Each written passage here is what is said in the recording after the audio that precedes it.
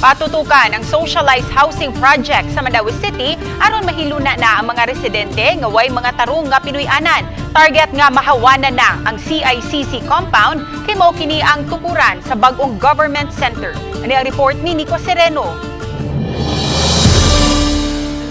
Sa iyang speech atol sa inaugural session, giasoy ni Mayor Jonas Cortez ang direksyon ug plano sa administrasyon. Usa sa gipakadak-an ang socialized housing projects sa Mandaue.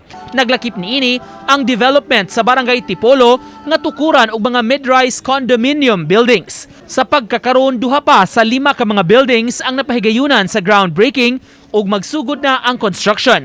Matud sa mayor, kung makumpleto na ang housing project, isunod ang pagpa-relocate sa mga beneficiaries. Sa pagkakaroon gatusan pa ka mga pamilya ang nagpuyo sa grounds sa kanhi Cebu International Convention Center. Mga biktima sila sa sunog sa Barangay Tipolo, Kizo ug Mantuyong. May plano na ang syudad sa CICC building nga nagusbat human sa linog pipila ka tuig ang nakalabay. Gipresentar ni Cortez ang plano sa dapit tukuran sa proposed government center. Matud sa mayor, angayang mabalhin sa dakong lugar ang City Hall aron hamugaway kini sa tanan nga dunay transaksyon. Gikonsidera nila ang CICC area tungod sa strategic location niini. Duhay katuyuan nato makahatag-tag dissenting panimalay aning atong mga sa informal settlers nato nya.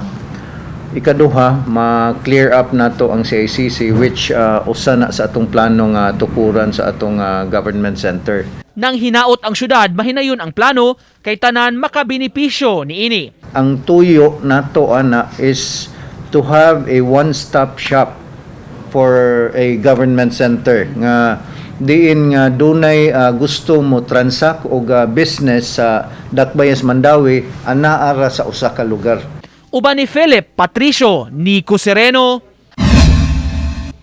Balitang Bisdak.